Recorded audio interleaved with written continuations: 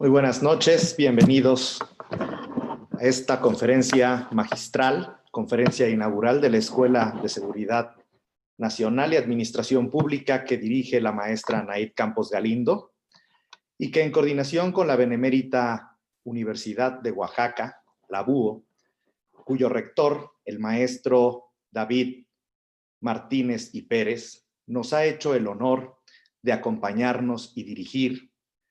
Y por supuesto, no podría faltar en esta gran conferencia inaugural y magistral el gran maestro procesalista, amparista de todos nosotros. Y digo de todos nosotros porque quien como yo no tuve la fortuna de ser su alumno presencial, sin duda, todos hemos estudiado de sus libros, hemos estudiado de su experiencia, hemos tenido de alguna manera la gran oportunidad de, a través del conocimiento y de la experiencia que nos ha transmitido, poder pararnos en los tribunales y litigar gracias a toda esa sabiduría que hoy tenemos la oportunidad que nos transmita. Quiero presentar desde la Rectoría de la Benemérita Universidad de Oaxaca, en esa hermosa Antequera, al maestro David Martínez y Pérez, que nos acompaña en este momento y a quien pido que nos salude con unas palabras, por favor. Muy buenas tardes a todos, qué placer poder saludarlos. Tenemos la fortuna de contar con esta distinguida audiencia de todo el país. La verdad nos da mucha alegría el poder escuchar en esta conferencia del doctor Alberto Castillo del Valle y en este evento que tenemos la oportunidad de coordinar con el SNAP. Y quiero agradecer también la generosidad de la maestra Anaid Campos, quien ha tenido a bien invitarnos en esta primera actividad, que dicho sea de paso es la primera actividad de muchas que estaremos realizando. Hemos estado platicando en días anteriores acerca de la necesidad de estar realizando actividades académicas de manera coordinada. Entonces, estamos ahorita justamente trabajando todo un programa de capacitación, todo un programa de conferencias magistrales, todo un programa de cursos, de talleres, de seminarios gratuitos para todos ustedes. El objetivo es que la ciencia del derecho se siga difundiendo. El objetivo es que los profesionales del derecho, los juristas, aquellos que se dedican a servir a otros, tengan cada día más herramientas. Y es para nosotros un enorme placer el ver que hay gente que está interesada en seguir estudiando, que está interesada en capacitar, que está interesada en seguir aprendiendo. La verdad representa para nosotros como universidad un grato, pues una grata vista a esa necesidad que existe recientemente. Y en el marco de todas estas actividades que estaremos realizando en conjunto con el SNAP, quiero agradecer la generosidad del doctor Alberto Castillo del Valle, quien quiero decirles, iniciamos con el pie derecho esta serie de actividades que estaremos realizando a lo largo de un año, así que les pedimos que por favor sigan de cerca las convocatorias, sigan de cerca las actividades que vamos a realizar, y no me resta más que reiterar mi agradecimiento al SNAP, reiterar mi agradecimiento a la maestra Anaid Campos, que también es docente de posgrados de la Benemérita Universidad de Oaxaca, nos ha acompañado muchas veces en conjunto con el director del SNAP, y esperamos que pronto también el doctor Alberto Castillo del Valle pueda acompañarnos. No me resta más que agradecerle al doctor porque aperturamos esta serie de eventos precisamente con una figura tan distinguida del derecho mexicano. Muy buenas tardes para todos. Muchas gracias, maestro David Martínez y Pérez, de la Benemérita Universidad de Oaxaca.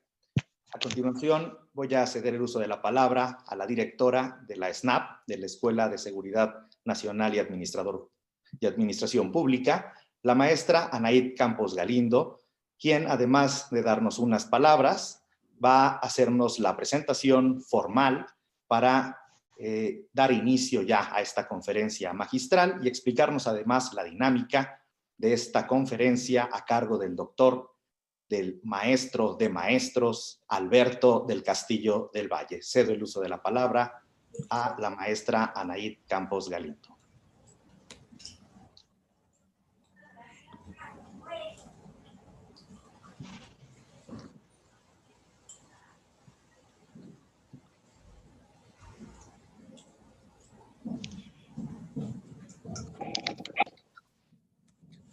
Tiene apagado su micrófono, doña Anaid.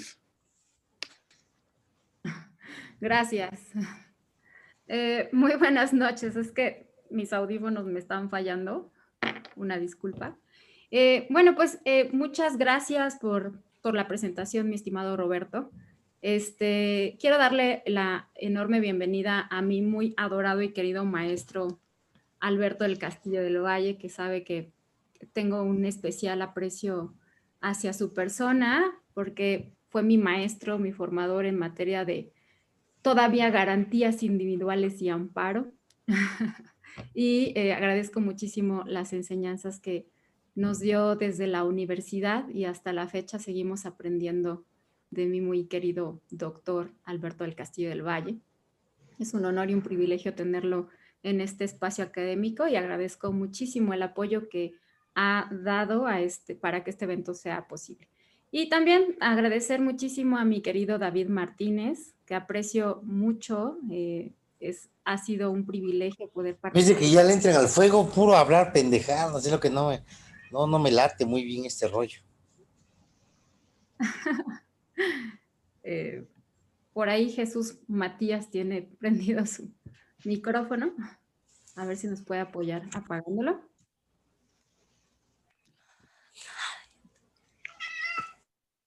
Gracias.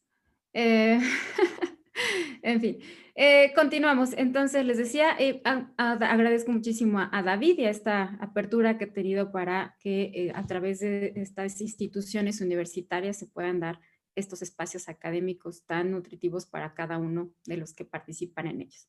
Y bueno, sin más, me permito dar una lectura a una muy, muy breve síntesis curricular del doctor Alberto del Castillo del Valle, que es amplísima y por supuesto que él me hizo favor de darme con muchísima humildad porque es muy breve, pero bueno, voy a comenzar señalando que es licenciado en Derecho por la Facultad de la Facultad de Derecho de la Universidad Nacional Autónoma de México, de la generación 1987. Es doctor en Derecho por la Universidad Panamericana en el año 2003. Maestro en Ciencias Penales por el Instituto Nacional de Ciencias Penales en el año 2013. Doctor en Cultura en Derechos Humanos por el Centro Universitario Columbia en el año 2020. Profesor de la Universidad Nacional Autónoma de México en sus facultades de Derecho, de Estudios Superiores Aragón y de Estudios Superiores Acatlán. Profesor del Instituto Nacional de Ciencias Penales. Profesor de la Universidad Autónoma de Tlaxcala. Profesor del Centro Universitario Columbia. Rector honorario en el Centro Universitario Allende de Tuxtla de Allende, en el estado de Hidalgo. Abogado postulante y consultor jurídico, así como autor de diversos libros jurídicos. Y sin más presentación, es un honor poder recibirlo, estimado doctor. Vamos a iniciar con su conferencia magistral, que podrá durar lo que usted desee que dure, por supuesto, doctor. Y al final, si usted nos permite, nos gustaría tener una breve sesión de preguntas y respuestas que esperamos que no duraría mucho, más unos 15 minutos máximo para no quitarle más de su valioso tiempo. Y bueno, pues damos inicio a la conferencia magistral, la suspensión restitutiva en el juicio de amparo. Y adelante, doctor, el espacio es todo suyo. Gracias. Muy buenas noches para todos. Agradeciendo la deferencia de la invitación por estar con ustedes en esta primera actividad que representa inicio de varios actos, según se ha mencionado, pero actos de trascendencia y de importancia, y que sea su servidor el que inicie, se debe nada más al cariño que hay entre doña Anaid y su servidor, por lo que ella ya comentó, la relación profesor-alumna hace algunos meses en la Facultad de Derecho de la Universidad Nacional Autónoma de México. Resulta que en aquel tiempo doña Naid fue mi alumna en garantías individuales, hoy garantías del gobernado, y después me siguió en la materia de amparo y hemos tenido la oportunidad de compartir algunos foros. Recientemente estuvimos en un programa de El Mundo del Derecho. Qué bueno que estuvo ella porque me permitió retirarme a tiempo, ya que los viejitos no podemos estar hasta muy tarde porque nos regaña el INSEM por andar hablando ya fuera de horario de actividades.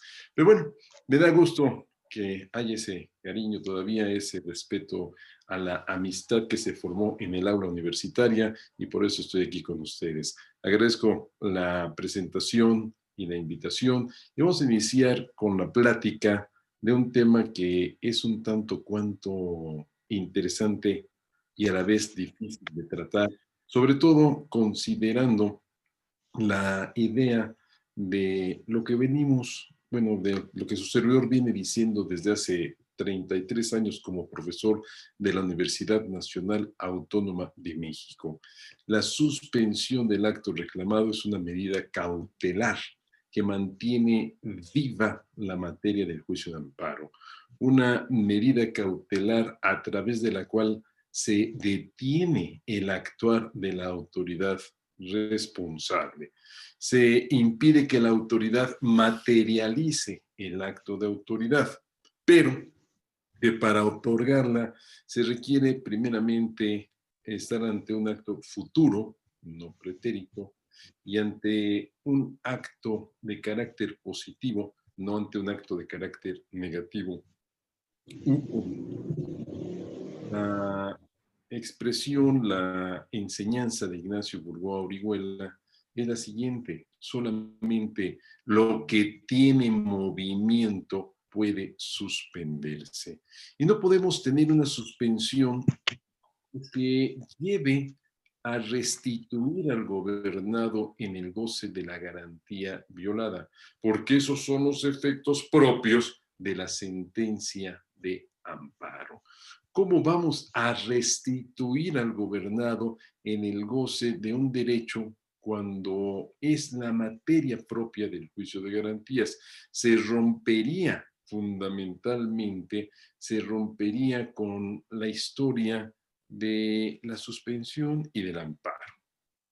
¿Cuántas veces hemos dicho y oído, y son infinidad de veces, que la sentencia que otorga el amparo es la única que puede restituir las cosas al estado que guardaban antes de la violación de garantías? Y no es factible que nosotros tengamos, a través de la suspensión, la restitución en el goce de esos derechos o esas garantías que han sido lesionadas con motivo del acto. Y bueno, por cierto, el juicio de amparo, como todas las instituciones jurídicas, en evolución, va cambiando, va trayendo consigo una nueva disposición, una nueva figura, unos nuevos efectos. Bueno, quisiera que hubiera una reforma para que tuviera nuevos efectos la amparo, verbigracia, perdón, de lo que ha hecho la autoridad. Que si la autoridad motivó pues, que hubiera una lesión en la esfera jurídica del gobernado, que la autoridad indemnice por el daño causado. Eso sería fenomenal. Y así como esa idea, pues ha habido algunos cambios, algunos avances. Me estoy saliendo del tema, pero es para dar elementos o ejemplos de evolución en materia de amparo. El artículo 189 es un tema que demandé yo, gobernado en general, tanto demandé, tanto exigí, tanto requerí que hubiera una disposición así, que ya la encontré. Qué bueno. ¿Qué disposición? Aquella que establece que antes de estudiar los conceptos de violación que atacan el procedimiento, o sea, los vicios procesales, se estudien los de fondo. posiblemente con los de fondo me otorgues el amparo, aunque se haya violado el procedimiento. Y si con ello, juez de amparo, me pones en libertad, oye, eso me beneficia más que mandar reponer el procedimiento. Ya lo dice el 189 de la Ley de Amparo. Qué bueno, ya hay un avance significativo. Tenemos un avance en el artículo 77, muy redactado. Hay un avance cuando se establece que si se otorga el amparo en contra de un auto de vinculación a proceso, no lo dice claramente, pero se desprende, contra un auto de vinculación a proceso, y al estar ante ese acto de autoridad que ha sido anulado por vicios de fondo no procesales, pues el efecto de la sentencia de amparo será poner inmediatamente en libertad al gobernado, o sea, dejar insubsistente el acto, surte efectos inmediatos. Eso es genial, eso es maravilloso.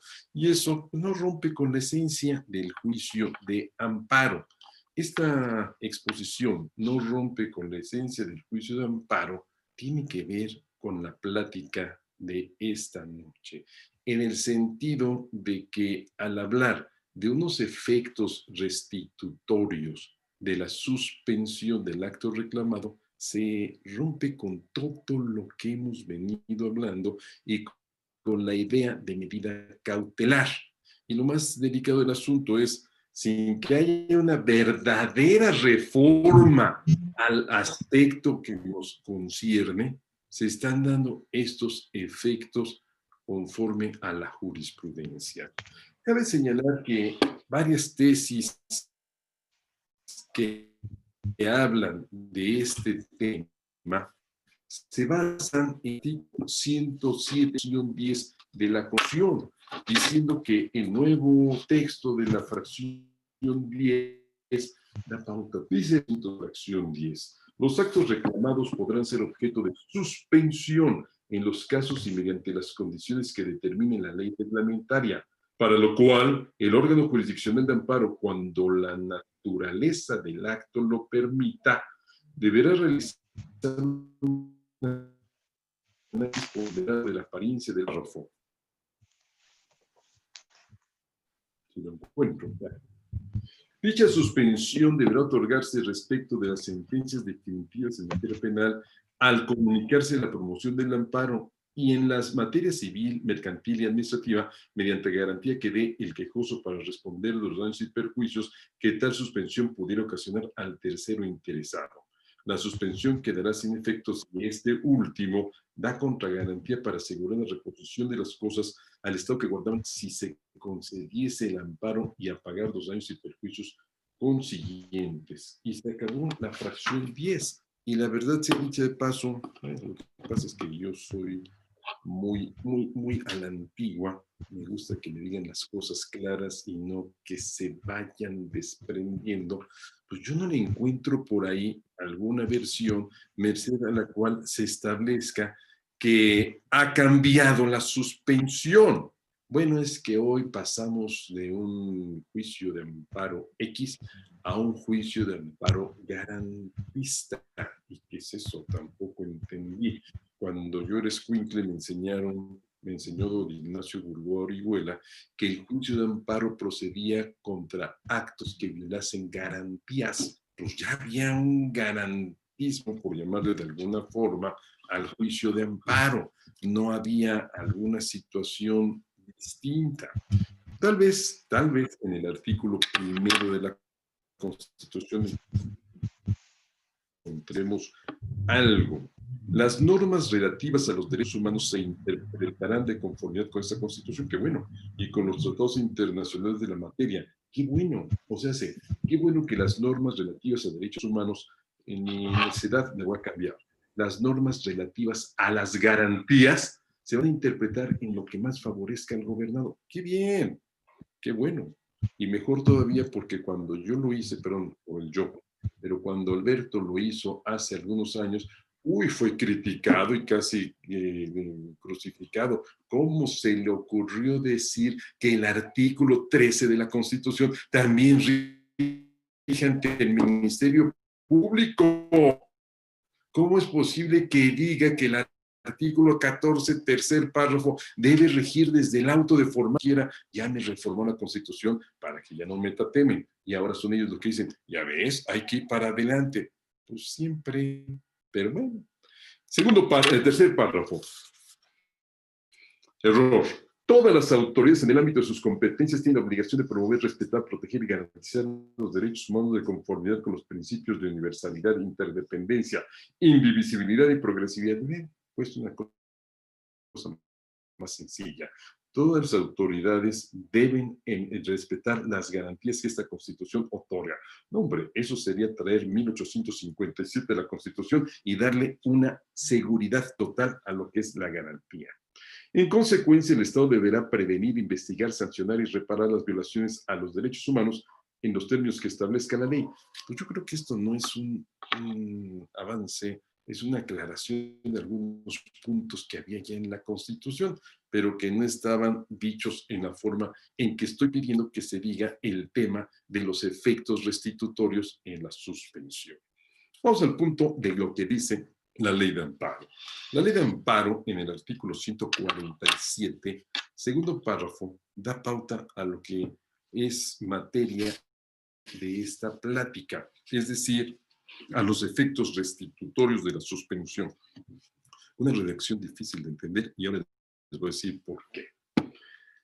Atendiendo a la naturaleza del acto reclamado, ordenará el juez de distrito que las cosas se mantengan en el estado que guarden y, de ser jurídica y materialmente posible, restablecerá provisionalmente al quejoso en el goce del derecho violado mientras se dicta sentencia ejecutoria en el juicio de amparo. Y aquí es donde está el tema en debate. Aquí en el 147, segundo párrafo, se le están dando efectos restitutorios a la suspensión, lo que no existía antes, no existía. Es un tema interesante, un tema apasionante tal vez, un tema que pueda traer algunas consecuencias, un tema que pues está ahí puesto y que en una ocasión motivó una crisis existencial en un juez de distrito porque el tribunal colegiado de circuito revocó su resolución en que negó la suspensión y ordenó que se restituyera a mi cliente en el goce de la garantía. No, espérate. Me estás hablando de suspensión y se ordenó restituir a tu cliente en el goce. Sí, les pongo el caso concreto. Lanzaron de su propiedad a mi cliente, promovió amparo, exhibimos desde luego las escrituras y todos los documentos necesarios. El tribunal, el juez de distrito negó la suspensión, desde mi óptica bien negada. Se promovió el recurso de revisión bajo el principio a ver si pega. Y el tribunal colegiado de circuito dijo, conforme al 147, restitúyela. O sea, ahora ve y lanza a la otra persona y pon a la quejosa en el goce del bien, o sea, disfrutando del bien. Y así se hizo. Para efectos, cabe aclarar, no crean que fue muy sencillo, que el juez de distrito dijo, pues que o sea, bueno, no, espérate, no me balbucees, hazlo. Es que, o sea, ¿cómo? Si no, la suspensión no puede. Yo no te lo estoy pidiendo, te lo dijo tu superior, pero, o sea, ¿cómo? O sea, ¿cómo le hago? Pues no sé, pero si no lo haces, voy a ir con tu superior. Oye, juez, autoridad responsable, pues que dice el colegiado que lances a esa persona y restituyas a la señora en el goce de la garantía. ¿Ya concedió el amparo? No. Como efectos de la suspensión. ¿Cómo? ¿La suspensión? La suspensión. Y doy lo más negativo del asunto. Habiéndose acreditado plenamente la propiedad que ejercía mi cliente, le negaron el amparo y la volvieron a lanzar. O sea, estamos jugando a qué, o qué, lanza una vez, lanza la otra, lanza la otra. No, un desastre fenomenal. Ya no se acabó o no se avanzó más en el asunto porque pues, mi cliente que tenía algunas horas de vuelo más que yo, pues ya no alcanzó a vivir más y falleció. Pero a eso se estuvo jugando y todo con motivo del segundo párrafo del artículo 147 de la Ley de Amparo. Restituye provisionalmente en tantos se dicta la sentencia de fondo. Uy, qué interesante. Vamos a ver qué han dicho los tribunales federales en torno a este asunto, en específico la suspensión con efectos restitutorios. Hay una tesis que dice suspensión en el juicio de amparo. Su actual regulación legal según las circunstancias de cada caso, dotar de efectos restitutorios con independencia del carácter positivo o negativo del acto reclamado. Bueno, aquí en el rubro ya tenemos muchos puntos por los cuales nos podemos pelear y quedar nada más platicando de esta tesis, que es la única que leí, pero bueno, ya veremos qué pasa. Suspensión en el juicio de amparo. Su actual regulación legal nada más la del 147. Aquí me habla del 131 y el 148. Pues vamos a hablar del 131 y el 148 para ver si da pauta a esos efectos restitutorios. Dice el 131. Cuando el quejoso que solicita la suspensión aduzca un interés legítimo, el órgano jurisdiccional la concederá cuando el quejoso acredite el daño inminente e irreparable a su pretensión en caso de que se niegue y el interés social que justifique su otorgamiento. Pues no le veo algo distinto a 1936. Para mí, sigue manteniendo las mismas ideas que en 1936. Y el 131 lo único que dice, bueno, lo único que introduce es, te concedo la suspensión con interés legítimo, pero garantízame los posibles daños y perjuicios. 147, ya lo leí. 148. En los juicios de amparo en que se reclame una norma general autoaplicativa, sin señalar un acto concreto de aplicación, la suspensión se otorgará para impedir los efectos y consecuencias de la norma en la esfera jurídica del quejoso, pero para impedir los efectos y consecuencias futuros. En el caso de que se reclame una norma general con motivo del primer acto de su aplicación, la suspensión, además de los efectos establecidos en el párrafo anterior, se decretará en relación con los efectos y subsecuentes del acto de aplicación. Pero, o sea, si no se ha aplicado, lo único que hace la suspensión es evitar que se aplique para el futuro. No me está dando efectos restitutorios. Como que no me acaba de convencer. Vamos a seguir.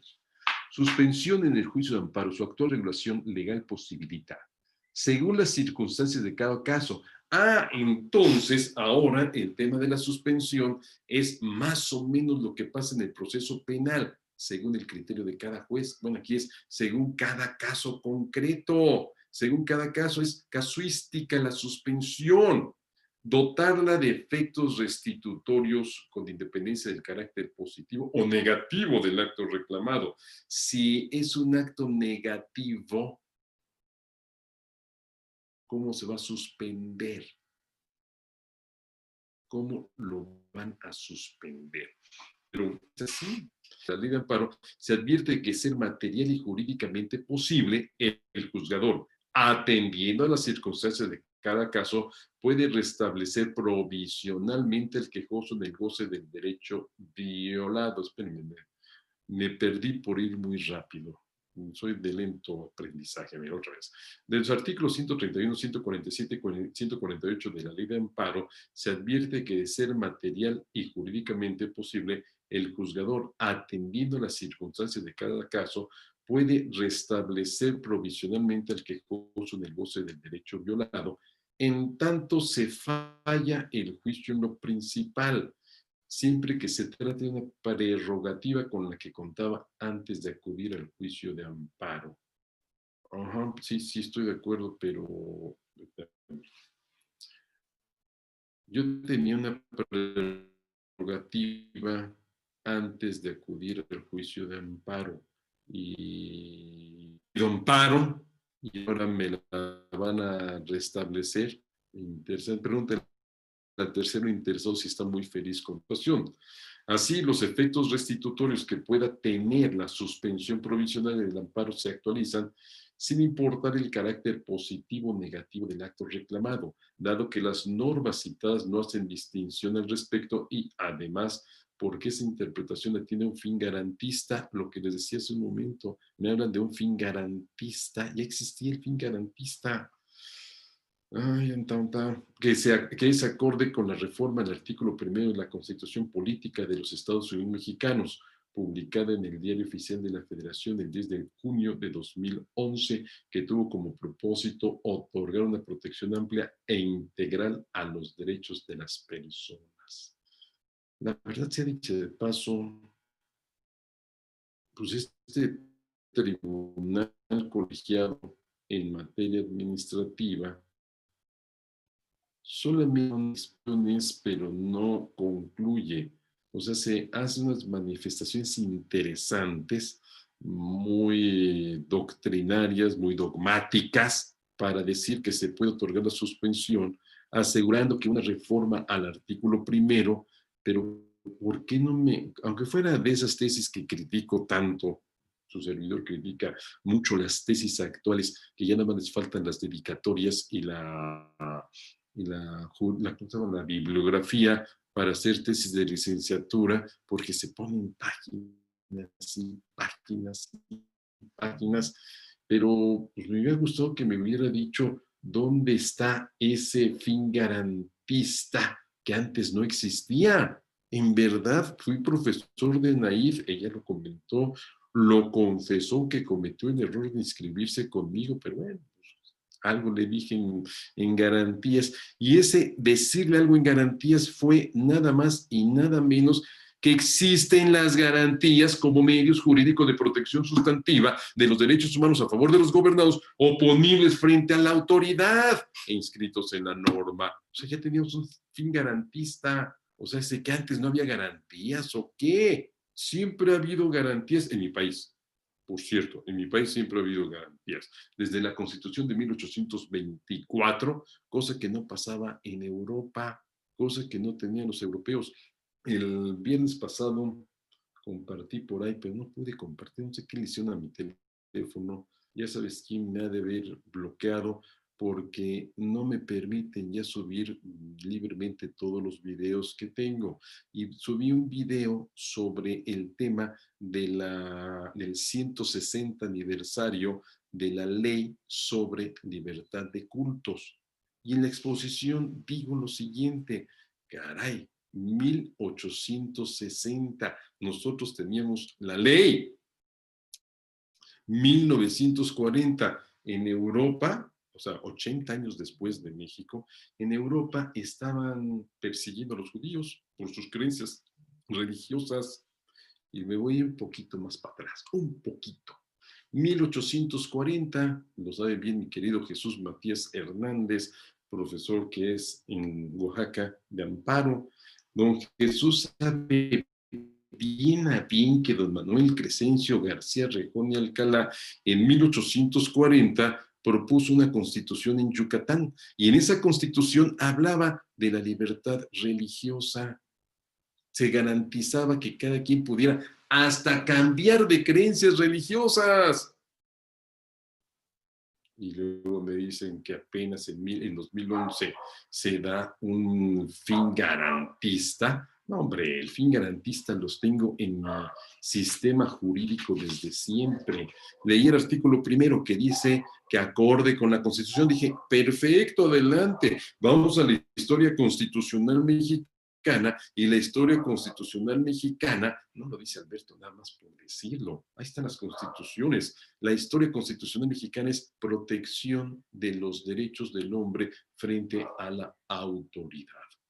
Vamos a una segunda tesis. Suspensión provisional en el juicio de amparo puede tener efectos restitutorios tratándose de actos que se traducen en omisiones de la responsable que tienen una previsión específica en la ley. Déjenme tomar un trago de agua. No para pasar el trago amargo, sino para decir, a ver, vamos a ver qué dice esta tesis, porque tal vez diga algo que sí me interese. Ya de entrada dice, tratándose de actos que se traducen en omisiones. Ay, caray, ¿cómo vas a suspender una omisión sin llegar al fondo del negocio? Pero veamos qué dice, porque posiblemente aquí, tal vez, de mi bracito a torcer, tal vez. De los artículos 107, fracción 10 que ya leí, de la Constitución Política de los Estados Unidos Mexicanos, que no ha cambiado, 128, 131, 138 y 147 de la Ley de Amparo, estos últimos interpretados a la luz del indicado precepto constitucional, se advierte la posibilidad de que se dote a la suspensión provisional en el amparo de efectos restitutorios sin perder su naturaleza de medida cautelar, así como a cargo de los juzgadores de amparo de realizar un análisis ponderado de la apariencia del buen derecho y la no afectación al interés social. En tal virtud, o sea, hasta aquí dice cosas muy interesantes, eso de la apariencia del buen derecho está en el 138, analiza la apariencia del buen derecho, analiza si pues, es factible que le otorgues el amparo a aquel pelado. Parece que sí, de la lectura de la demanda de amparo, pues sí te puedo dar el amparo. Veamos qué más sigue diciendo.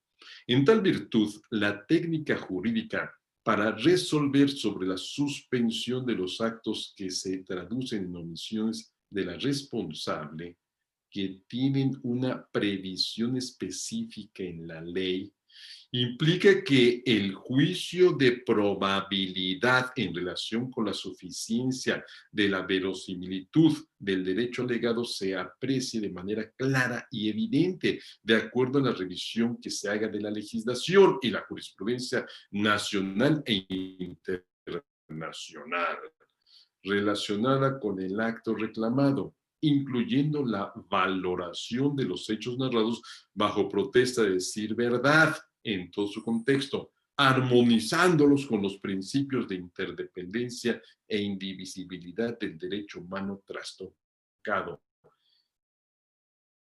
y con el fin de que pone en riesgo el disfrute de diversos derechos de la persona. Ah, caray, ah, caray. Y con el fin de constatar si se pone en riesgo el disfrute de diversos derechos de la persona. Ay, aquí hay algo interesante. Fíjese que el otro día le pedí al Seguro Social que me diera medicina y me dijo, no, joven, venga dentro de 6 meses. Pedí amparo. Oye, no me quieren dar la medicina. Sin esa medicina, en 6 meses ya no lo voy a hacer. Vamos a cambiar un poco. Ni me contestó, porque es una omisión. No me contestó. ¿Qué pasaría allí? ¿Qué sucedería con esa omisión? A ver, otra vez. Y con el fin de constatar si se pone en riesgo el disfrute de diversos derechos de la persona. No, hombre, aquí se pone en jaque, pues, para empezar, el derecho a la salud y consecuentemente el derecho a la vida. Ay, hasta me puse nervioso de pensar nada más en esta situación de que puede ser que cambie de mi criterio. ¿Por qué? Pues porque si no me otorgan la suspensión, sopesando la situación particular que se está viviendo, pues ya para qué llego a los 6 meses o el no sé cuánto, si con el trámite del amparo, pues ni siquiera voy a tener las medicinas. Este criterio, con todo y el antecedente y todas las cuestiones dogmáticas y doctrinarias, e incluyendo la jurisprudencia internacional y la interdependencia y la etcétera, que me dice, en esta última parte me pone en peligro de cambiar de opinión. Y con el fin de constatar si se pone en riesgo el disfrute de diversos derechos de la persona. Con la omisión de la autoridad responsable, claro que me pone en riesgo. Con la omisión de la autoridad responsable de darme una cita para que vaya a consulta médica, pues me pone en riesgo. Con la omisión de obligar a la autoridad, perdón, con la imposibilidad de darle una obligación a la autoridad de ponerme a mi disposición algunas cuestiones relacionadas con temas que vienen a representar la proporción de servicios de salud, vaya que se pone en riesgo la subsistencia de la persona. Y entonces Alberto dice, oye, ¿te quedarías todavía con tus ideas, aquellas de que solamente los actos positivos y futuros son materia de suspensión? ¿Qué pasaría en este caso concreto, en que no se le da a la persona el servicio de salud y con ello sus medicinas? ¿Qué pasaría si no llega más allá por falta de la suspensión? Pues que no llegue, que no se aguanta. No, espérate, no seas tan radical. No seas tan radical porque ese radicalismo no te puede llevar muy lejos. Cámbiale un poquitito. Supera tus traumas del pasado. Y bueno. Vamos a dejar este pendiente porque se me hace que por ahí estoy dando todo lo sé, pero no quiero aceptarlo. Aguántenme. Acaba diciendo esta tesis, lo anterior no significa que mediante la suspensión provisional se puedan constituir derechos. Ándale, no se están constituyendo derechos, sencillamente se está pretendiendo evitar la afectación a los derechos que previsiblemente tiene el gobernado. No es de que a partir de aquí ya tienes el derecho a crear esto. Ese es uno de los temas muy interesantes que planteé en el curso de resoluciones judiciales, y bueno, que planteo en sentencias, resoluciones judiciales administrativas penales. Y en el módulo de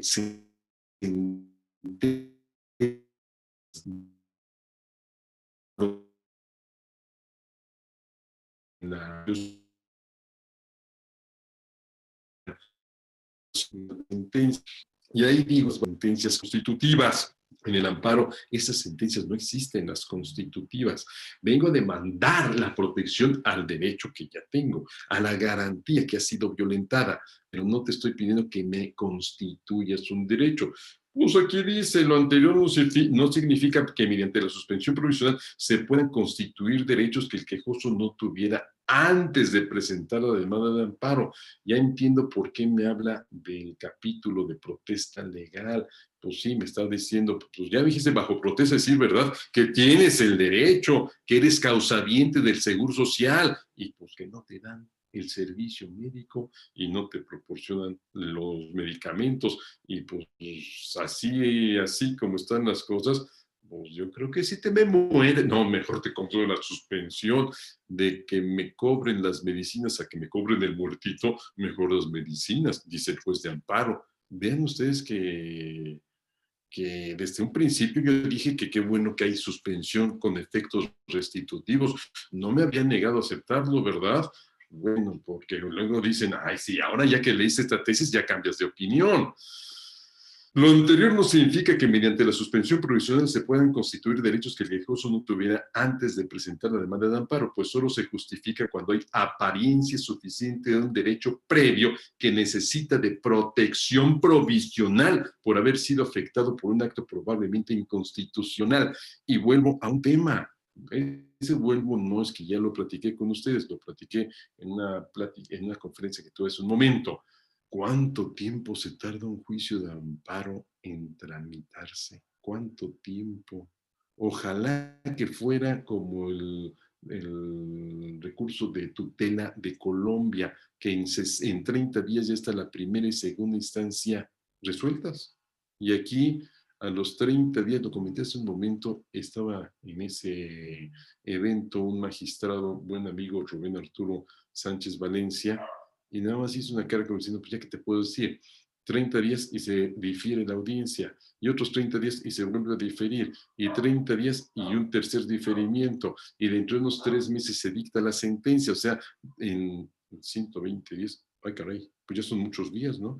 120, no, perdón, 120 días llevamos ahí, más otros 3 meses, pues ¿cuánto tiempo llevamos? Ya llevamos medio año y mi cliente muriéndose porque no tiene medicina. No, no, no. Ah, pero en la demanda sí narró ser causaviente, tener una enfermedad, tener un tratamiento que ahora ya no se está combatiendo, pero no se está siguiendo porque no le dan el servicio de salud. Otra vez el rubro, suspensión provisional del derecho de amparo. Puede tener efectos restitutorios tratándose de actos que se traducen en omisiones de la responsable que tienen una previsión especial en la ley. Aquí hay una previsión específica en la ley. Aquí sí está, dar el servicio de salud. Entonces me queda por ahí el gusanito de que cómo me había sentido yo siendo tercero interesado, si lanzan a mi cliente para que recupere la posesión, la quejosa, oye, pues ya el juez dijo que se vaya y ahora la restituyes, pero en este caso, pues la situación es un derecho primario, la salud y junto con él la vida. Suspensión provisional procede concederla contra las medidas cautelares, aun cuando su concesión pudiera tener efectos restitutorios. Ándale. La naturaleza de las medidas cautelares es conservativa, ándale, conservativa, no restitutoria. Yo no lo dije, lo dice la jurisprudencia. La naturaleza de las medidas cautelares es conservativa, es decir, buscan proteger las prerrogativas que ya forman parte del patrimonio de quien las aduce violadas, lo que implica mantener una situación de hecho existente, por lo cual el dictado de esas medidas, por regla general, no debe ser constitutiva de derechos ni alterar el estado que prevalece antes del acto. Cuidado, cuidado. Por lo cual no debe ser constitutiva de derechos. Consecuentemente, no es posible afirmar que en ningún caso proceda a conceder la suspensión contra aquellas, debido a que la suspensión prevista en el juicio de amparo busca salvaguardar la materia del mismo. Perdón, me perdí otra vez. Me perdí. A ver, otra vez. Perdón, pero a veces soy tontín, no entiendo las leyes, y menos cuando me ponen sus mugrosas muletillas. Por ejemplo, el artículo 75, segundo párrafo, adicionalmente, primero me da un beneficio y adicionalmente me da un guamazo. Pues, ¿de qué se trata? Y aquí está lo mismo.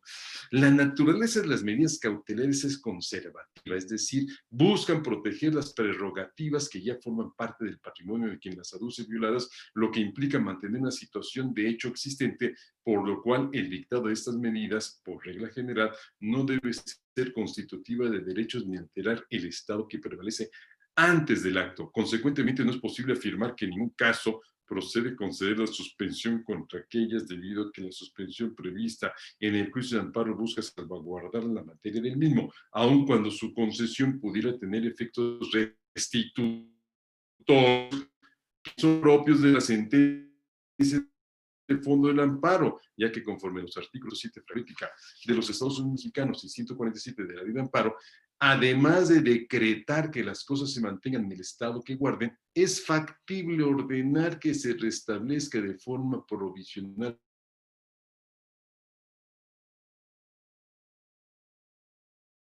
el gobierno del derecho mientras sentencia estable. Eso es que es algo muy interesante.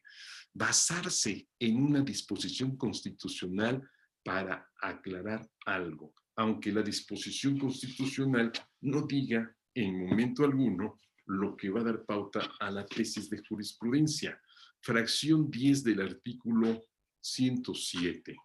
Los actos reclamados podrán ser objeto de suspensión en los casos y mediante las condiciones que determine la ley reglamentaria, para lo cual el órgano jurisdiccional de amparo, cuando la naturaleza del acto lo permita, deberá realizar un análisis ponderado de la apariencia del buen derecho y del interés social, pero nunca jamás me está diciendo la Constitución, o al menos mi torpe entendimiento no llega tan lejos, de que sí se puede otorgar la suspensión tratándose de omisiones o actos negativos, o peor todavía, bueno, o también para restituir al gobernado en el goce de la garantía. Eso no lo está diciendo. Y si ustedes se van al artículo 107, fracción 10, antes de la reforma de 2011, no le van a encontrar tampoco la diferencia. Pues esta tesis fue nada más para decir que sí, aunque no me dice por qué. Lo único que le salva es el 147, que ya lo leí y que ese sí dice que puede restituirse. Esta tesis es del 15º Tribunal Colegial en materia civil. Ah, en materia civil, aquella que se aplicó en el asunto que ya comenté en Naucalpan, en donde el Tribunal Colegial de Circuito dijo, pues restitúyelo, restablécela, ingresa a la casa, saca aquellos, mete, ah, caray, interesante el asunto. Pregúntenle por favor al tercero interesado si estuvo conforme con esa resolución y se le hizo una muy buena medida cautelar. Muy interesante. Suspensiones procedente otorgable con efectos restitutorios provisionales en relación con criterios, con ciertos actos de abstención en los casos en que sea posible jurídica y materialmente, conforme al segundo párrafo del artículo 147 de la Ley de Amparo. Conste, este criterio, que es del primer Tribunal Colegial en materia administrativa del primer circuito, solamente se basa en el 147. Ya no me habla del 110, del 107 fracción 10. ¿Por qué? Porque dice, ¿para qué? Si no me dice otra cosa. Pero el 147 sí. Y concluye diciendo, el juzgador deberá realizar un examen particular, caso por caso, en que atienda a la naturaleza del acto y determine si existe algún impedimento jurídico material que amerite la negativa de la suspensión. Pero otra vez estamos casuístico, caso por caso se va a determinar qué es lo que opera en ese supuesto. O sea, si otorgo o no otorgo la suspensión. Suspensión del juicio de amparo otorgada con efectos restitutorios, aspectos que debe observar la autoridad responsable, determinados requisitos de orden técnico o administrativo para que continúe en el ejercicio de sus derechos. En este criterio, el 10º Tribunal Colegial en materia administrativa dice, ya otorgué la suspensión, bueno, ya se otorgó la suspensión. Ahora te toca a ti, autoridad responsable, decirle al quejoso y manifestarle al juez de distrito. No nada más es ponerle trabas al quejoso, manifestarle al juez de distrito las condiciones o los requisitos que debe llenar el quejoso, pues, para que cumplas con la suspensión. ¿Cuáles son las condiciones de orden técnico o administrativo que debe reunir para tales efectos?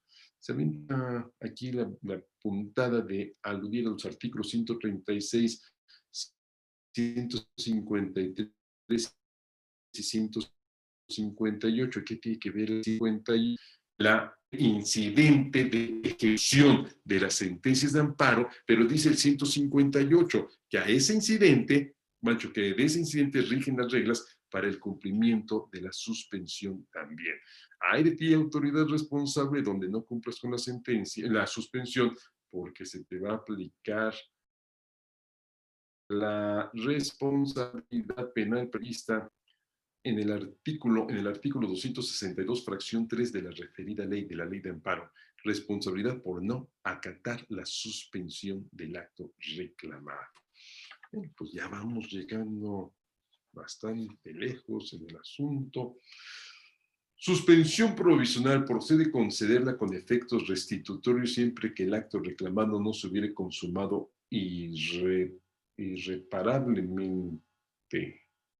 O sea, pero si ya se consumó de modo irreparable, pues ya no vas a otorgar la suspensión. Vamos, ni siquiera debes admitir la demanda de amparo. El amparo es notoriamente improcedente, pues desecha la demanda, pero como no se ha consumado de modo irreparable, previa ponderación de la apariencia del buen derecho y el interés social, puedes otorgar la suspensión del acto reclamado.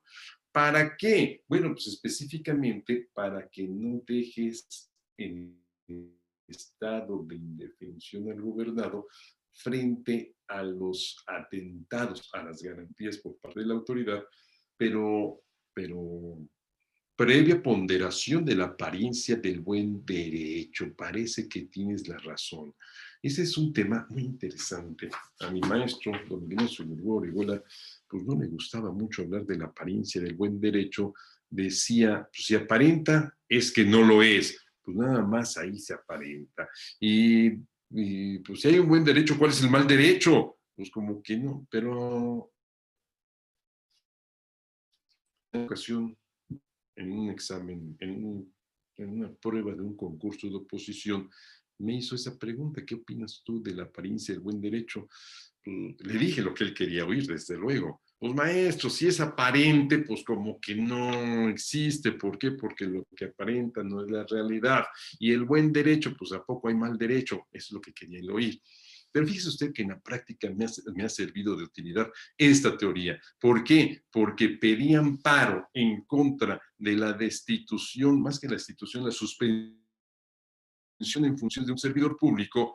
La demanda se presentó al segundo día de que había sido separado de su encargo, y el juez de distrito dijo, pues parece que tiene la razón, porque creo, así como lo estás narrando y me lo estás demostrando, con el acto reclamado, o sea, con el mandamiento escrito de la autoridad competente, que esta no es competente. Pues creo que sí te voy a otorgar el amparo. Y como tengo varios juicios de amparo contra, en aquel tiempo, la Contraloría Interna del Distrito Federal, por la misma causa, y siempre he otorgado un amparo, pues te lo voy a otorgar. Te adelanto los efectos.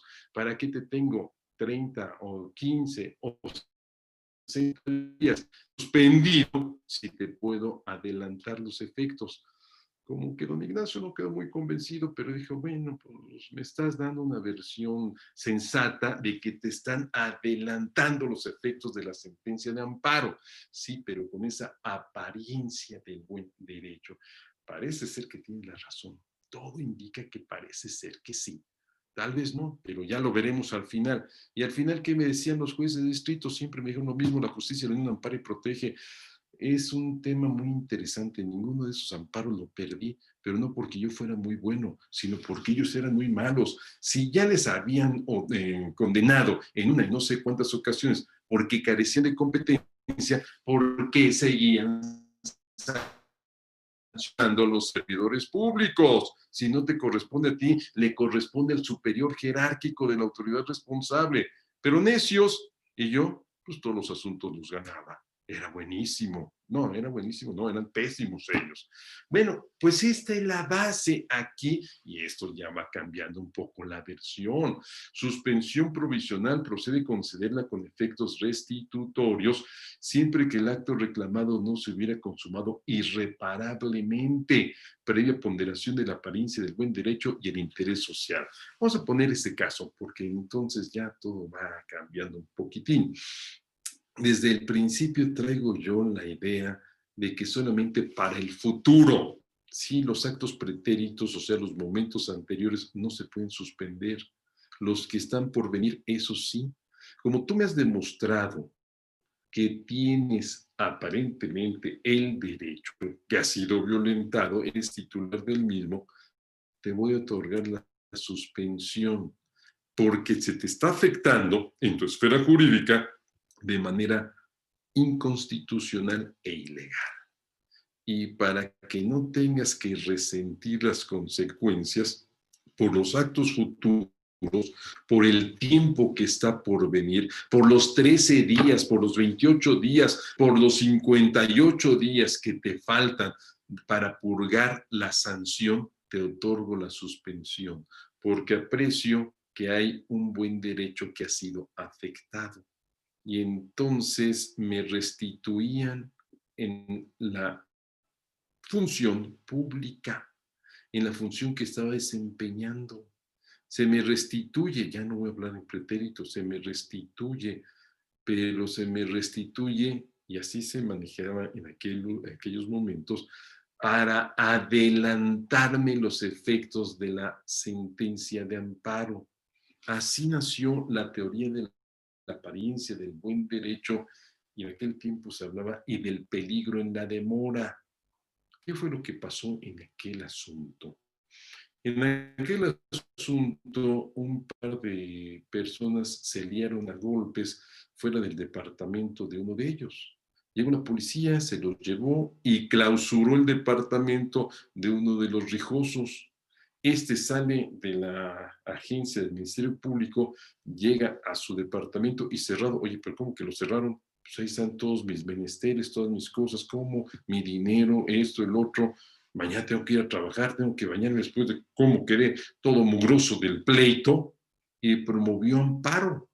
El juez de distrito dijo: Nanay, no te otorgo la suspensión. ¿Pero por qué no? Pues ¿cómo te lo voy a otorgar si es un acto consumado? Llega el asunto al entonces tercer tribunal colegiado en materia administrativa del primer circuito, y uno de los magistrados elabora el proyecto de sentencia del recurso. No recuerdo si fue el de queja o el de revisión, me imagino que fue el de queja, sobre todo suspensión provisional. Y manifestó entonces, bueno, sostuvo su proyecto en la ponderación de la apariencia del buen derecho. Pues yo aprecio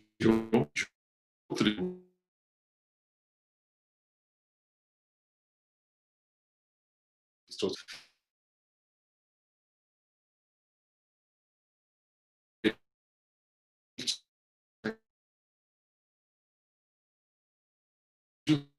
Si entonces le dan, a algunos no les gusta, sobre conceder la suspensión del acto reclamado.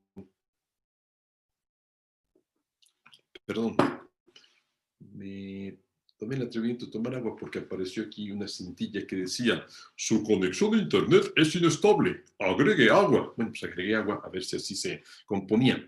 Y entonces pasa que sucede que a muchos no les gustó, a mí se me hizo interesante este tema de otorga la suspensión tratándose de clausuras. ¿Por qué? Porque parece ser que la clausura no fue decretada legalmente. Pero, ¿y si fue legalmente decretada, qué pasa? Bueno, pues deja que acabe el juicio de amparo y ya la practicas. En el caso de los policías, si el policía fue legalmente suspendido de sus funciones por 15 días, deja que concluya el juicio de amparo de aquí a 6, 7 meses, y entonces ya le puedes aplicar la sanción. Pero, ¿y si no lo fue? Si fue ilegalmente separado, pues ya no le vas a poder restituir esos 13 días, 15 días, 20 días, etcétera, el tiempo de la suspensión. Y vamos a un caso clásico de mi país. ¿Qué pasa aquí? Que si un policía es separado, bueno, cualquier persona es medio que sancionada, no correctamente, pero fue sancionada, algo hiciste, por eso te castigaron. No, pero espérame, ya me dio una razón. Bueno, es que le has de haber dado una lana al juez. O que la canción. O sea, si nunca voy a ser inocente. No, en mi país, presunción de culpabilidad antes de presunción de inocencia. Suspensión. La naturaleza omisiva del acto reclamado no impide su procedencia. Y dice en una parte: la naturaleza de los actos, ya sea positiva, declarativa o negativa, no representa un factor que determine en automático la concesión o negativa de la medida cautelar. La naturaleza omisiva de los actos reclamados es relevante para determinar el contenido que adoptará la suspensión, pero no para determinar si la medida cautelar procede o no. O sea, no es para determinar si te voy a conceder la suspensión o no te la voy a conceder, sino más bien es para llegar a una conclusión. ¿Cuál conclusión? Pues usted no vio eso, que son las actas de calificaciones de la de derecho. O sea, hojas reciclables. No, no, no, eso no lo vieron ustedes. Entonces, no es tanto para determinar si te concedo o te niego la suspensión.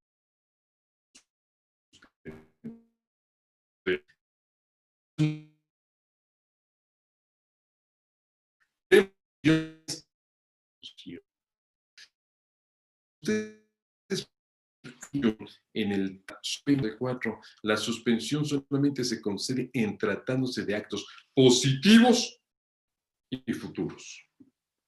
Poco a poco, 1990 y tantos, se empieza a dibujar la apariencia del buen derecho y el peligro en la demora, y por ahí se dice, bueno, no obstante que el acto ya se materializó, otorgo la suspensión por el tiempo que está por venir. Bueno, pues entonces, por ese tiempo que está por venir, sí opera la suspensión. Pongámoslo en el clásico caso. ¿Por qué? Porque esto es lo que no habíamos meditado. Si se pedía amparo contra un acto restrictivo de la libertad,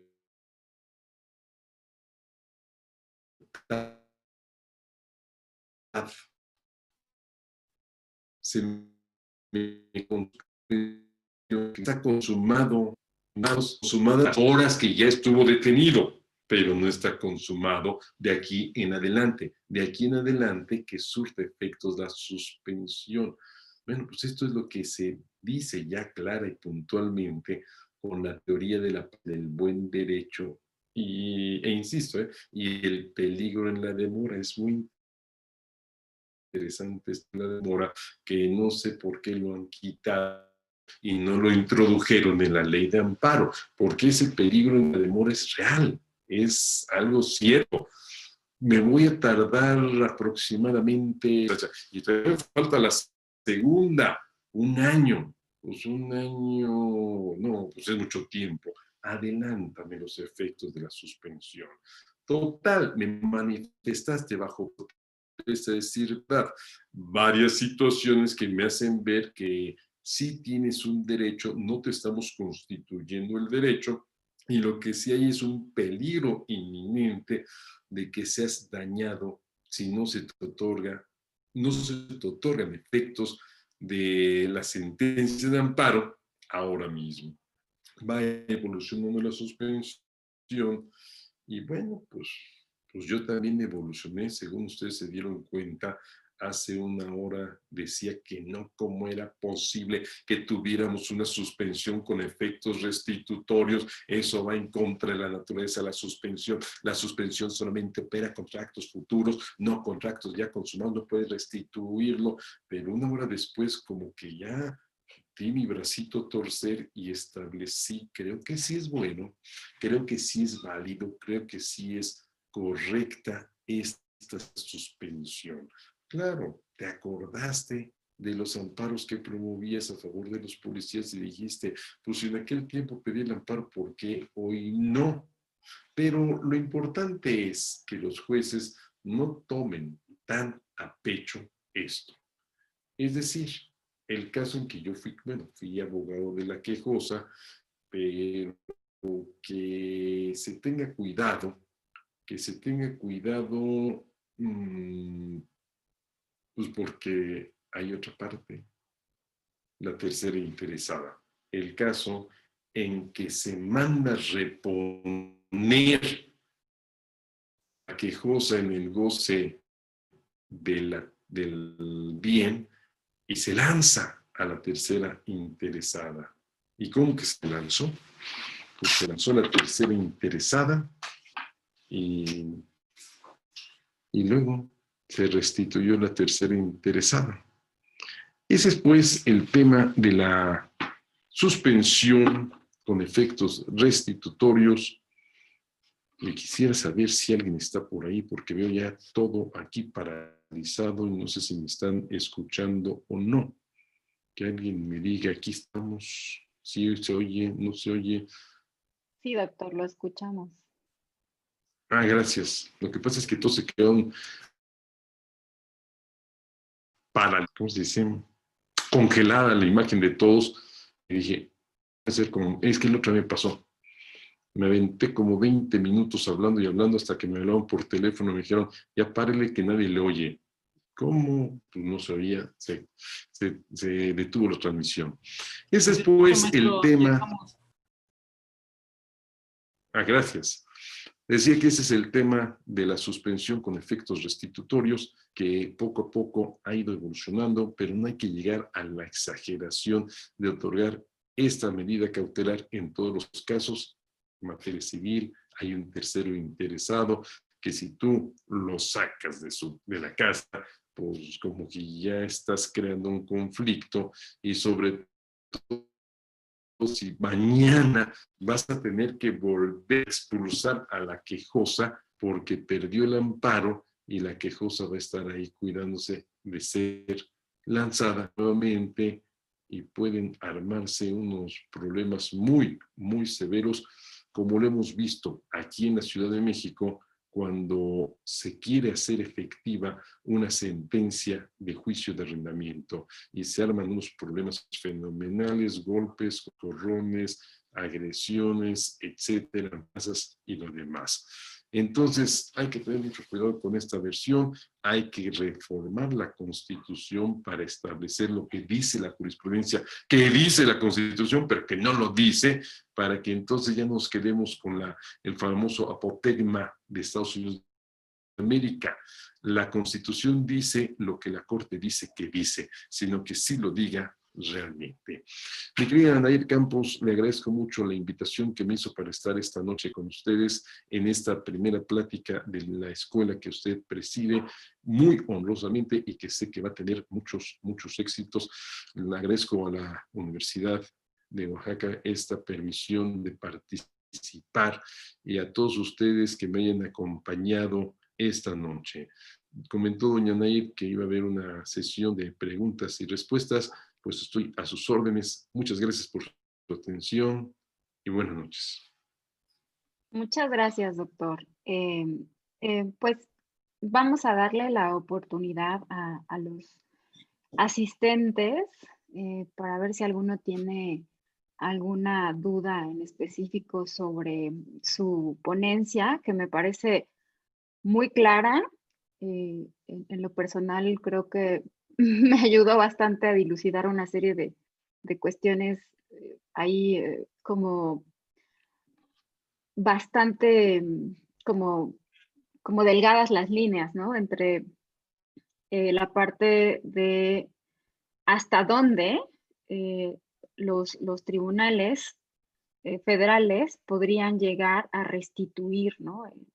Esta parte de los derechos afectados sin crear derechos. Esa parte me parece muy, muy interesante.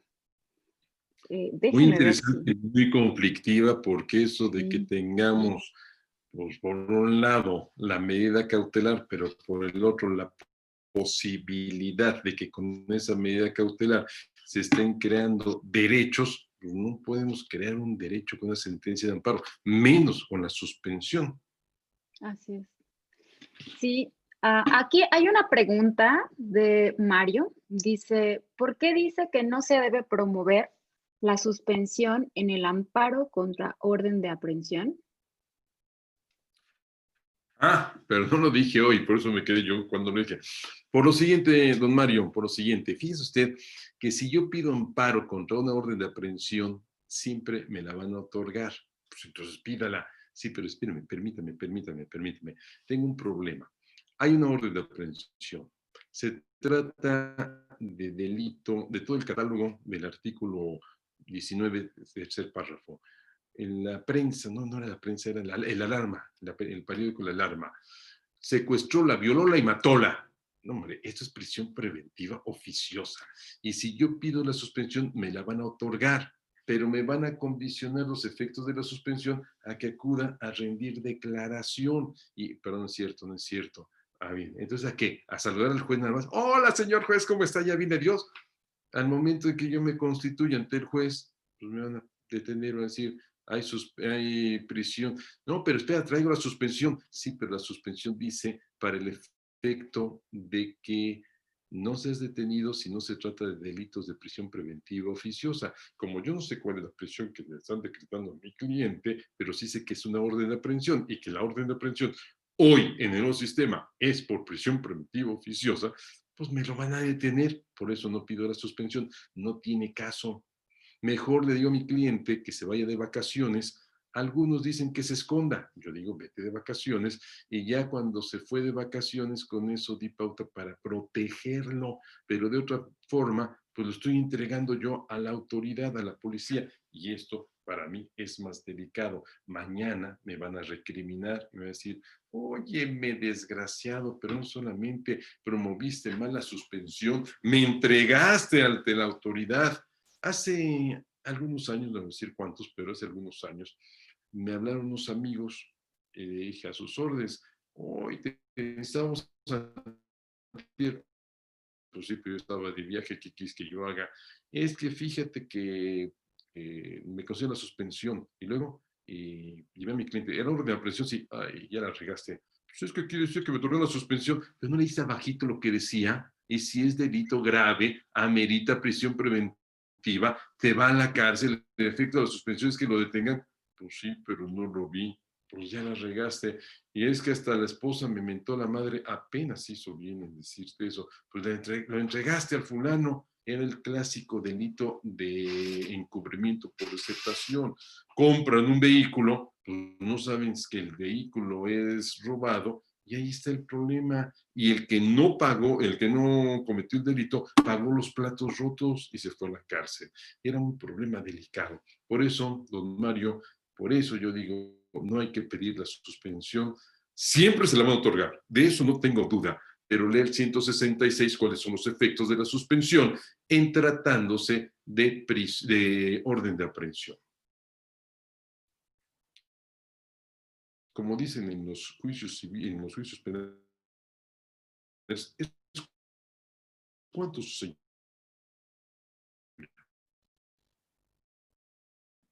Muchas gracias, doctor. Roberto, ¿ves alguna otra pregunta? Es que yo ya no puedo ver las demás preguntas. Escritas no tenemos ninguna pregunta, pero están con la posibilidad de abrir los micrófonos. Si alguien tiene una pregunta, puede abrirla, sus micrófonos para realizarla.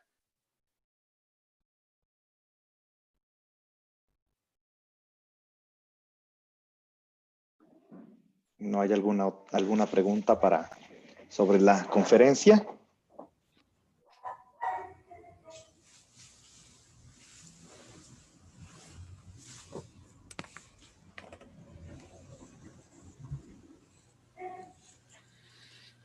Tenemos aquí una pregunta que dice, para efectos de clausura de obra, nos pregunta Eugenio, pero no entiendo la pregunta. Dice, para efectos de clausura de obra. Para efectos de clausura de obra opera la suspensión del acto reclamado siempre y cuando estemos ante un acto de autoridad y que se acredite presuntivamente ser el titular del derecho. Ahí viene el tema de la apariencia del buen derecho. Acredítame presuntivamente la existencia del acto reclamado. Es algo que dice el artículo 131 de la Ley de Amparo, si es que no estoy equivocado. Acá está. Cuando el quejoso que solicite la suspensión aduzca un interés legítimo, en un caso pues ya me lo robaron, pero hay un precepto donde se habla de que se tiene que acreditar presuntivamente el derecho, que es lo que se menciona en la jurisprudencia. No es nada más otorgarte la suspensión por otorgártela, es que me tienes que acreditar. Ese es el tema que siempre ha existido además, ¿eh? En una primera demanda de amparo que promoví, pedí la suspensión y todo, y me la negaron. Malditos jueces desgraciados, infelices, ¿cómo se les ocurre? Oye, ni siquiera presuntivamente, ay, sí es cierto, tengo que acreditarte el derecho que estoy reclamando, te pido me protejas. Ese es el tema, presuntivamente. Y por el otro lado, pues acredítame presuntivamente, apariencia del buen derecho, que, ay, perdón, acredítame presuntivamente, apariencia del buen derecho, que la autoridad actuó fuera de la norma y entonces sí te otorgó la suspensión. Ese sería el punto que mencionaría ahora. Tenemos una pregunta de Mario nuevamente. Dice, ¿en prisión preventiva justificada procede la suspensión con efectos restitutorios en términos del artículo 147 de la Ley de Amparo? Perdón, a ver otra vez, perdón, en prisión preventiva. Justificada, procede la suspensión con efectos restitutorios en Ya, términos del justificada, artículo. justificada. Perdón, es que me perdí y no entendí bien lo de justificada. Si es justificada, pues es que el Ministerio Público está pidiendo la medida cautelar, pero espérame, ¿en qué términos está esa prisión preventiva justificada? Porque desgraciadamente en los primeros tiempos del nuevo sistema procesal penal, cuando se habló de que la prisión preventiva era la última medida, muchos agentes del Ministerio Público dijeron, pues sí, es la última del artículo 155. Sí, pero espérate, es la última medida que debes emplear, no por orden alfabético, por otra causa. Es la última que debes pedir. No te vayas a la prisión preventiva. ¿Y qué fue lo que hacían muchos agentes del Ministerio Público? Por costumbre de aquellos casos de amparo, perdón, de procesos penales antes de la reforma, antes del nuevo sistema procesal penal, siempre pedían la prisión preventiva. En aquel tiempo, o sea, con el otro sistema, pues total, tienes la libertad provisional bajo caución, pero ahora tengo problemas muy severos porque no hay libertad bajo caución. Hay cambio de medida cautelar, garantía por garantía económica, por prisión, pero han ido mejorando los agentes del Ministerio Público y ahora sí ya establecen claramente el tema de lo que estoy mencionando. ¿Qué tanta posibilidad hay de que justifique? Vamos a poner que no está debidamente justificada esa solicitud y que el juez, no obstante eso, obsequió la prisión preventiva. Desde mi óptica, sí debe ponerse en libertad a la persona, y si nos vamos al 166 de la ley, podemos de ahí, haciendo un buen análisis, darle todos los elementos al juez para que decrete la libertad de nuestro cliente. Claro, pues otra cosa que necesitamos, pues un juez que no sea de aquellos que cuando escriben tienen algo así como, ¿cómo se llama esta enfermedad? Como Parkinson, que les tiembla la mano, y qué tal si concede la suspensión. Esos son los problemas que tenemos. A los jueces les da tirria mi libertad. ¿Por qué? Al contrario, protégela. Pues para eso te contrataste como juez, para protegerme. Entonces, sí sería factible otorgar esa libertad, o sea, la suspensión con libertad en tratándose de esos casos. Si es prisión preventiva oficiosa, ahí sí de plano no. Pero si prisión preventiva justificada y no está debidamente justificada, le adelanto los efectos de la suspensión, de la sentencia de amparo, y le otorgo la suspensión con efectos de libertad restitutorios. ¿Alguna otra pregunta, comentario? Tenemos evidentemente aquí muchísimas felicitaciones al doctor, excelente conferencia. Agradecen también a la BUO por la coordinación, organización y estructura. ¿Alguna otra pregunta sobre la conferencia? Yo tengo una pregunta. Adelante. Bueno, antes que nada, pues agradecer al maestro por la exposición que nos acaba de dar y por haber impartido sus conocimientos.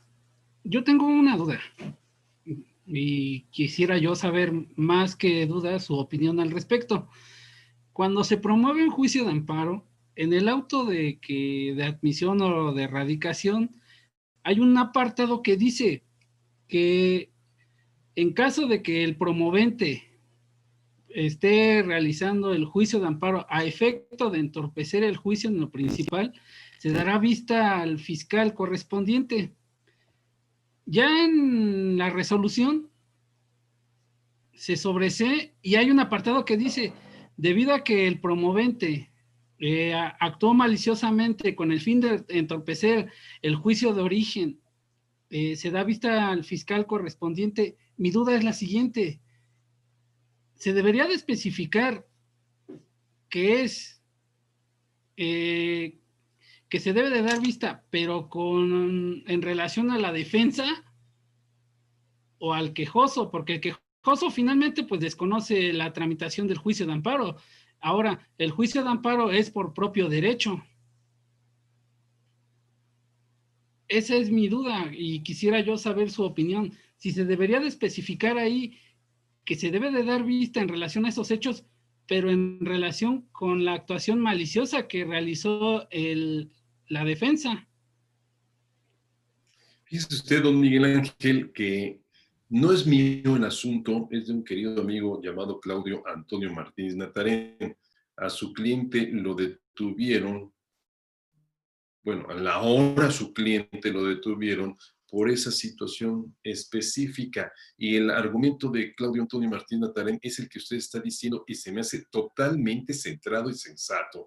Yo como abogado soy el que le doy los documentos a aquel para que los firme. Aquel no es especialista en amparo, pues por eso me contrató. Él no sabía que era delito o que era una conducta ilícita. Entonces, pues el culpable soy yo. En el caso que estoy narrando, se giró la orden de aprehensión en contra de la parte procesal, de la parte material, pero también de la parte formal, o sea, del abogado. Usted me dice, pero ¿por qué de la parte material? ¿Por qué del cliente? Si él no hizo la travesura, tiene razón. Él no fue el que cometió la fechoría. Él firmó, pues sí, pero porque el otro le dijo firma. ¿Qué es lo que esto implica? Pues que yo contraté a una persona que tú, gobierno del Estado, le diste una licencia para actuar. Pues a este es al que debes ejecutar. En este rubro, mi criterio, o sea, estoy totalmente de acuerdo con usted, y es un criterio que traigo también en materia de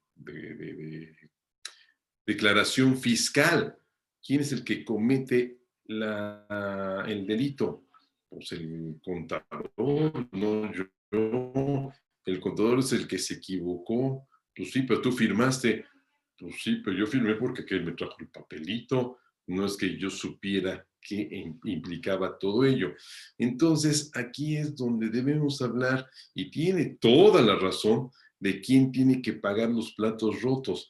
El que escribió o el que, confiando en el que escribió porque tiene una licencia, o sea, una cédula, pues es el que redactó todo. ¿Quién firmó? Pues el que firmó fue porque contrató al otro. Entonces, sí debería haber una responsabilidad para el abogado. Claro, si el abogado torpemente aceptó hacer la fechoría, bueno, pues aquel fue el que la planeó. Oye, pero un amparo para retrasar el asunto, quién sabe qué, que esto, el otro. Ya le expliqué las consecuencias. Déjeme decirle, eso ya expliqué las consecuencias. Bueno, como tú quieres que se promueva, te hago la demanda, pero no aparece mi nombre. No aparece mi nombre. ¿Por qué? Porque tú eres el que lo está tratando de promover, no yo. El que está engañando al Poder Judicial eres tú, no yo. En ética profesional ni siquiera le entro al asunto. ¿Por qué? Pues porque, ¿no? ¿Cómo voy a hacer una demanda de amparo para traer a colación una pequeña trampa jurídica que representa un delito? Y de que me vaya sin despedir, la podemos a conectar. Entonces, desde esa perspectiva, don Miguel Ángel tiene razón, que pague el culpable, el abogado. Cuando usted sea requerido por una persona para efectos de elaborar una demanda tramposa, dígale que no le entra a usted al asunto y nos quitamos de problemas. A su servidor le han planteado varias veces, bueno, no varias, pero unas veces, que promueva algo que no va conforme a derecho. No, gracias, yo no hago esas cosas, yo no le entro a esos negocios para ser jurista, no para ser comerciante del derecho y menos aún para ser trácala del derecho. Eso de comerciante del derecho da pauta para decir algo, perdón, pero espero que esto sea útil para todos los abogados. En mi contrato de cuota litis, caray, hasta contrato tiene, ¿qué pasó? Perdón, me espantaron. ¿Hasta contrato tiene? Sí, tengo un contrato. Me curo en salud. Pues en mi contrato de cuota litis, no, Dios, sí aparece una cláusula. Si el cliente le pide al abogado que dé una cantidad de pesos al juez para ganar el asunto, entonces el abogado tiene el derecho de rescindir el contrato, bueno, de promover la rescisión y una indemnización por el daño causado. Si el abogado se entera de que el cliente otorgó una lana, también tiene la posibilidad de decretar la rescisión del contrato y tiene derecho a una rescisión. Yo no soy, en serio que no soy tramposo, no voy a estar haciendo trampas. Si voy a ganar el asunto, lo gano porque tengo la razón y la supe acreditar. Si no gano, pero porque sé que me hicieron trampa, voy a dar una cantidad de pesos. Tengo en este momento en mi computadora redactando una denuncia en contra de los magistrados. No hubo dinero de por medio, pero sí actuaron fuera de la ley. Tergiversaron totalmente la litis. Bueno, pues hay que correrlos como magistrados, pero para ello se necesita de mí, no de mi Alberto, sino de mí el abogado que debe denunciar. Lo mismo sucede en ese caso. Si usted sabe que hay una cuestión contraria a derecho, denúnciela. Hay que limpiar, sobre todo hay que limpiar nuestra bella profesión en relación a todos estos que le están ensuciando, dando dinero o diciendo que se corrompe a los jueces. Ese es mi punto de vista, don Miguel Ángel. Muchas gracias, maestro. Hasta aquí con las preguntas y respuestas. Vamos a dar paso y el uso de la palabra a la maestra Anaid Campos Galindo para que haga entrega de un reconocimiento al doctor Alberto del Castillo del Valle por la conferencia magistral y por habernos compartido sus conocimientos esta noche. Muchas gracias. Mi muy estimado doctor Alberto del Castillo del Valle, esta escuela en coordinación con en nombre también del rector de la Benemérita Universidad de Oaxaca, el maestro David Martínez, le hacemos entrega virtual, pero que le haremos llegar físicamente, por supuesto, de un pequeño reconocimiento, agradeciendo muchísimo su participación, su disposición para poder compartir con nosotros un tema que es muy poco explorado y que seguramente nos genera muchísimas dudas a los litigantes y que sin duda han sido aclaradas muchas cuestiones en esta conferencia. Le agradecemos profundamente haber compartido con nosotros tan grandes conocimientos y como siempre sabe que tenemos acá las manos abiertas y el corazón para poderlo recibir cuando usted guste y mande ahora que termine esta pandemia. Muchas felicidades, doctor. Para mí también un enorme placer agradecerle su generosidad al compartir sus conocimientos a lo largo de estas un poquito más de una hora. La verdad es que las preguntas también han sido bastante puntuales y la capacidad tan magistral que tiene usted para explicarnos y poder entender temas tan complejos de manera tan sencilla, la verdad se le agradece muchísimo. Gracias, doctor. Gracias a ustedes y me sumo al comentario de doña Anaid para hacer la siguiente referencia. Vamos a cuidarnos porque esto del COVID no es juego, es una triste realidad y si nos cuidamos cada uno de nosotros, cuidamos a los demás, es una obligación social la de cuidar a todos. Cuidémonos y demos pauta para que día tras día podamos ir avanzando y que de esa manera lo que dijo mi querida Anaid sea una realidad, que en breve podamos volver a esas reuniones presenciales y no estas reuniones que son interesantes porque yo estoy en este momento aquí en la Ciudad de México, pero también estoy en Oaxaca y estoy en diversos lugares, pero el contacto personal es muy interesante. Muchas gracias, gracias David, gracias Anaid, gracias a todos por su presencia. Muchas gracias a todos. Les agradecemos a todos su presencia. Muchas gracias al maestro David Martínez, muchas gracias maestra Anaid, muchas gracias a todos los presentes, pero por sobre todo al doctor Alberto del Castillo del Valle. Que tengan todos muy buenas noches. Hasta la próxima.